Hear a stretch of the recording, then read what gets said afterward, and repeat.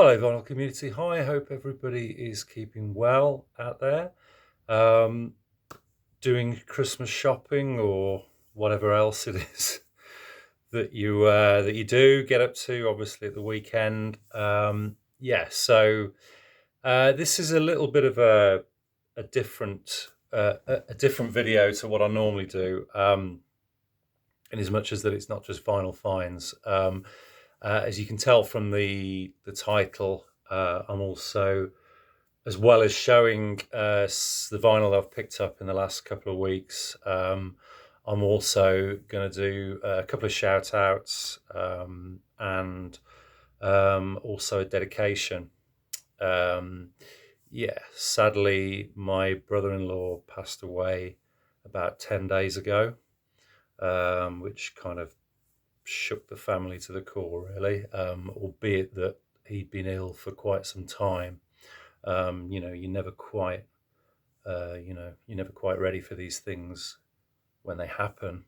Um, and obviously, particularly this close to the end of the year and Christmas, albeit it's never a good time to lose a loved one and somebody close. But yeah, so I'd just like to dedicate this video to the memory of my brother-in-law, and yeah, that's all I really want to say on that at this moment. But I wanted to say that anyway. So yeah, okay, and yeah.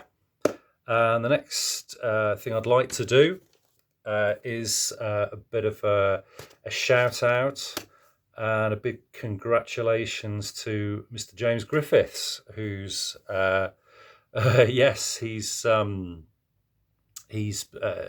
a book, or more specifically, a biography on I guess one of his all-time favorite bands, Squeeze. Yeah, as a lot of you have seen on social media, and obviously James uploaded a video earlier on in the week just to sort of tell everyone that he'd written this.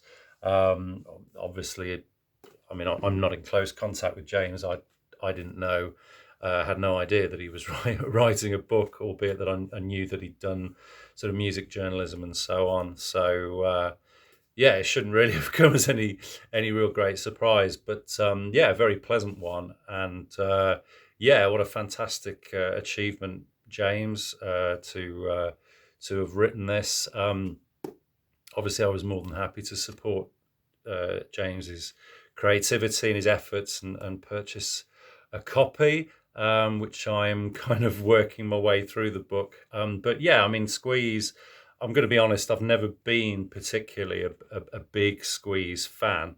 I mean, I like their singles.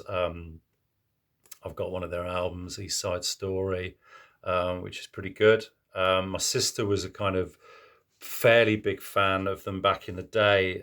She definitely bought quite a few of their singles. She had the singles collection, and she may even have gone to see them live, perhaps at the Birmingham Odeon, perhaps back in the day. I don't know. She saw quite a lot of bands in that kind of late 70s, early 80s kind of period. So she may well have done. I'll perhaps have to ask her next time. Next time I see her. But yeah, anyway, I digress.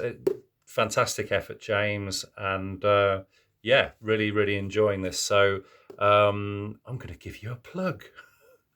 So yes, if anybody who's interested, it's the pop music played by Mr. James Griffiths, and it is widely available, I believe, on Amazon, which is obviously where I purchased it. So yes, go and grab yourself a copy, and yeah, okay.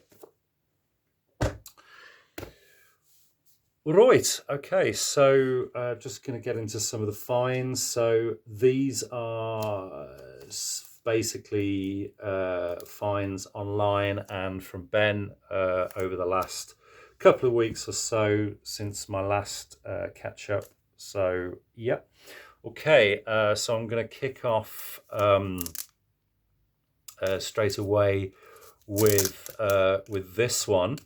This is a record by a American songwriting or singer-songwriter duo that I heard. A guy called Jonas. He showed this a few years ago in one of his finds videos, and I streamed it and absolutely loved it, and have been kind of looking for a copy ever since. So who is it? Okay, well, this is an American duo called Heaven and Hell, Heaven and Earth. Sorry, I should say. Okay, by band called Refuge, who are collectively Pat Geffel and Joe D. Andrews. And this is, as far as I know, this is their one and only studio album recorded as Refuge, which was recorded in 1973. Okay, so this is a reissue on a label called Big Pink Records. I believe it was reissued some years ago, but in very, very limited quantities. I think there was 1,000 CDs in a gatefold CD version of this with about 15 extra tracks. And I think there was also a vinyl, very limited vinyl run of 750 copies on that pressing, which have obviously all disappeared. I've been looking for one for years, haven't been able to find one. But yeah, this showed up on Amazon, so I was very happy to pick this up. So this is like an album size CD. Comes with a little kind of sort of fake obi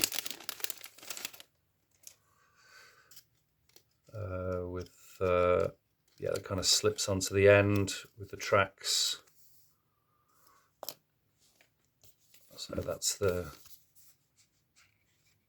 slipcase itself. And the girls on the back. Yeah, so this was originally released on Ovation Records. And it's just beautiful, really, really wonderful.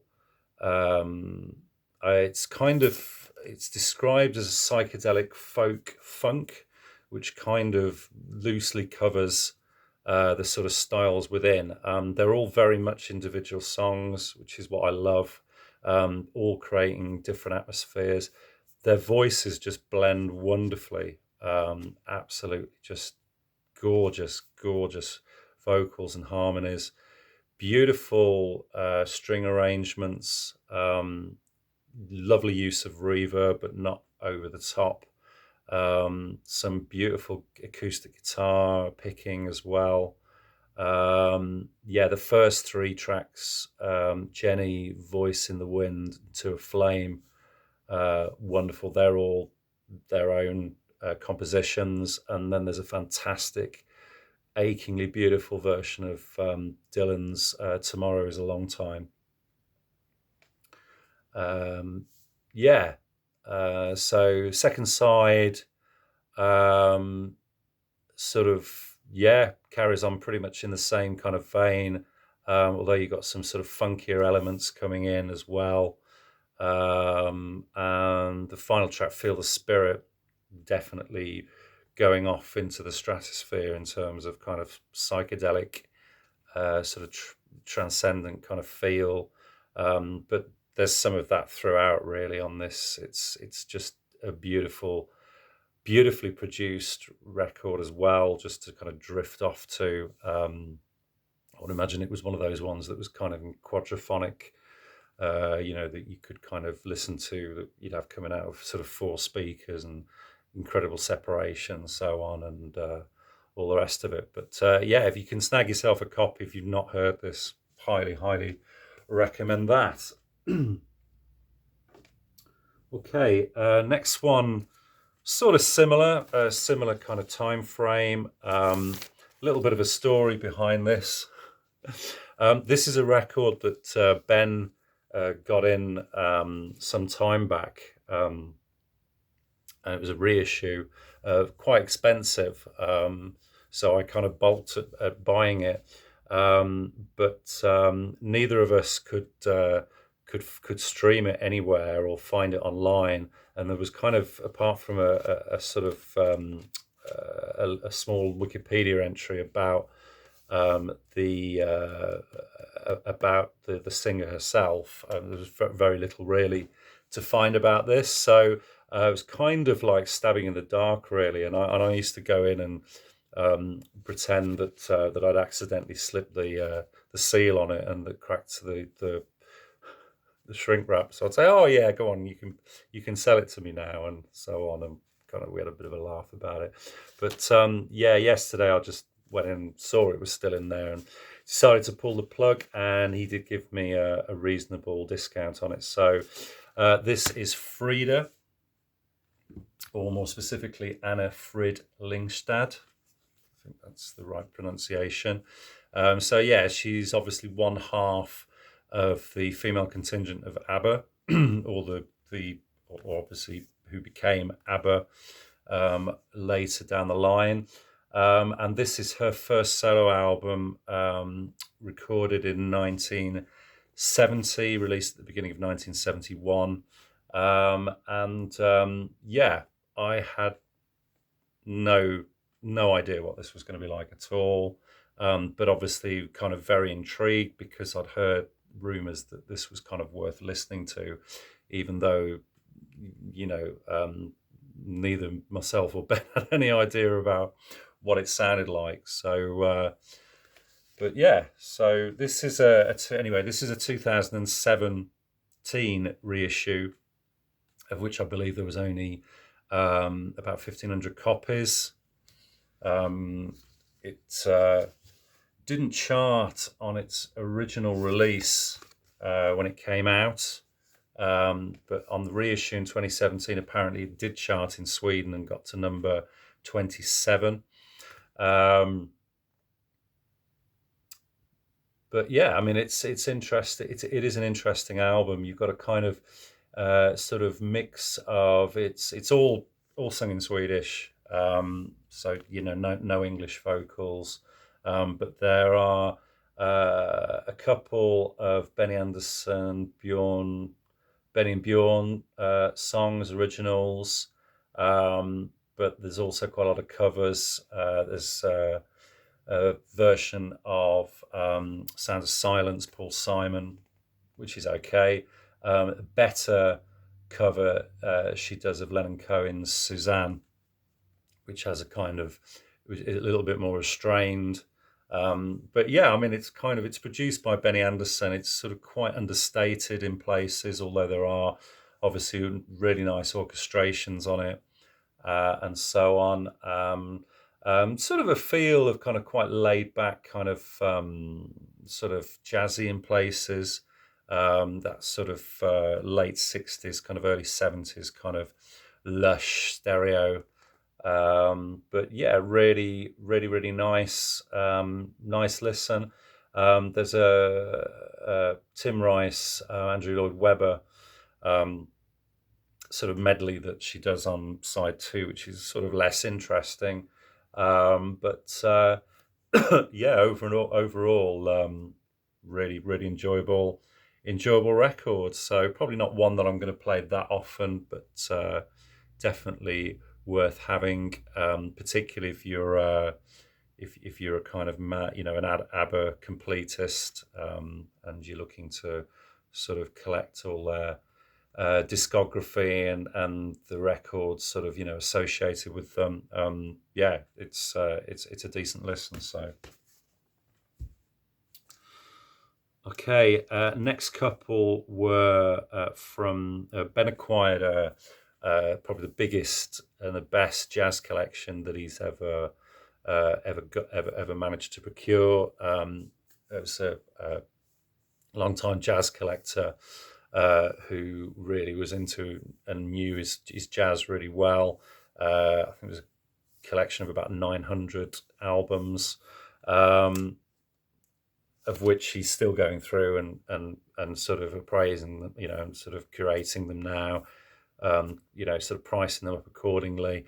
He sent me a flick video earlier in the week with about 60, 70 records.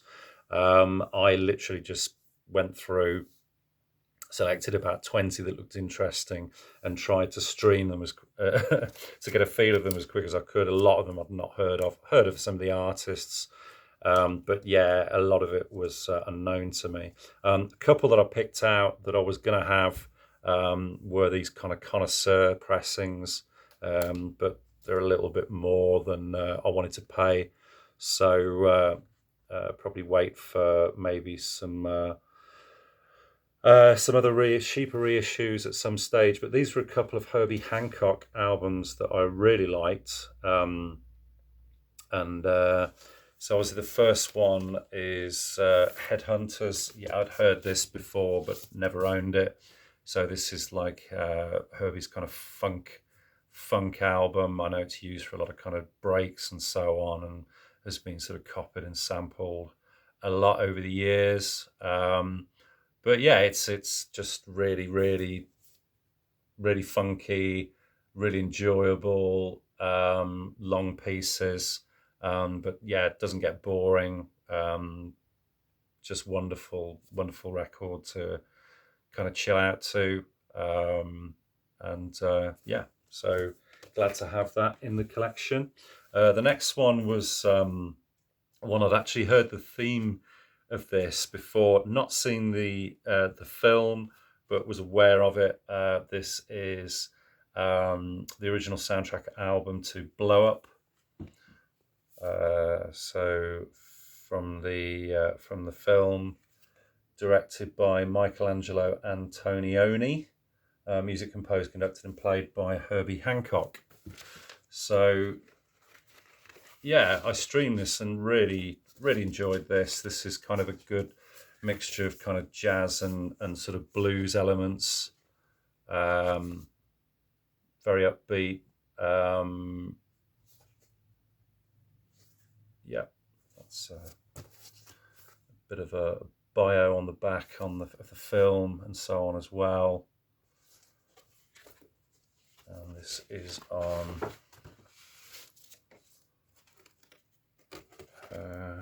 what's the label of this? Silver Screen Soundtracks, I think. So this is a 90s, quite a thin pressing.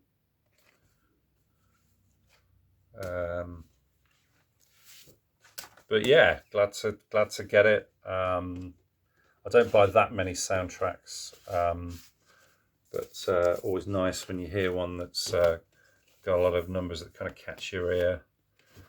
This also comes with a poster, which is quite nice.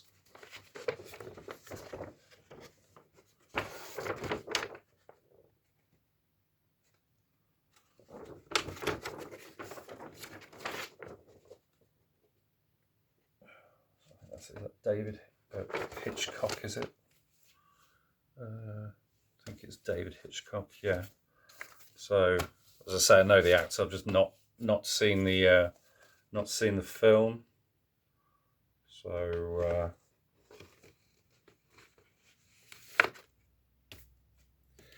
but yeah, surprisingly, there was no British jazz in there at all, or certainly from what Ben showed me. And he also he'd been through a lot of it and mentioned that a lot of them, he'd been through it, and just there wasn't any British jazz in there at all. So, which is obviously a genre which I'm trying to kind of get more into.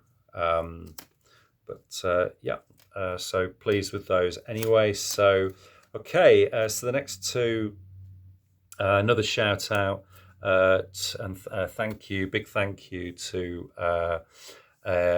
he's not a regular of Ben's, but he does pop in from time to time.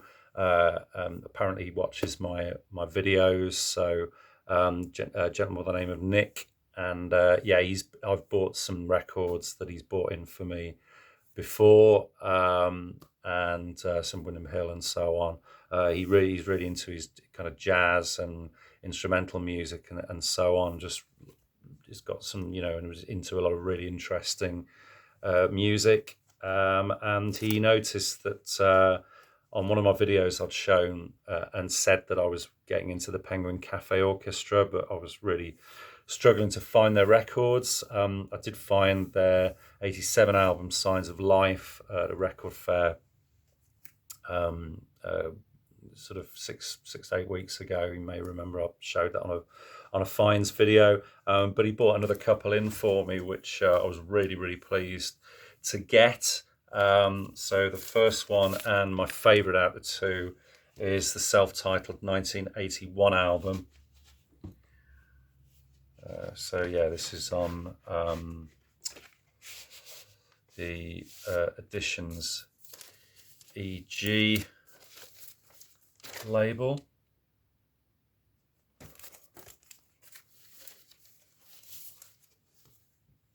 And yeah, so Penguin Cafe Orchestra, this is a group, sort of Baroque, sort of pop jazz, very kind of atmospheric, quirky, instrumental, largely instrumental group that were fronted by a guy called Simon Jeffers, who was the kind of band leader and composer of most of the material, who sadly died in the late 90s. But the band have continued on without him, albeit just called Penguin Cafe now, rather than Penguin Cafe Orchestra, I believe. So yeah, this is from 1981. This has the wonderful classic song Telephone and Rubber Band on, which is kind of instantly recognizable if you hear it. Very cyclical, with sort of cello and violin kind of motif, and a rubber band, of course. It's been used for adverts and so on, and yeah. But the first track, Air A Dancer, is just wonderful guitar piece, which I really love. And it's just interesting, quirky. I just really like their style. Okay, this one, and this is the second one that I picked up. It's a later one from 1984. This one's called Broadcasting from Home.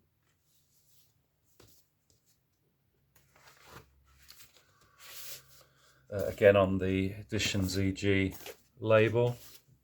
Got this wonderful artwork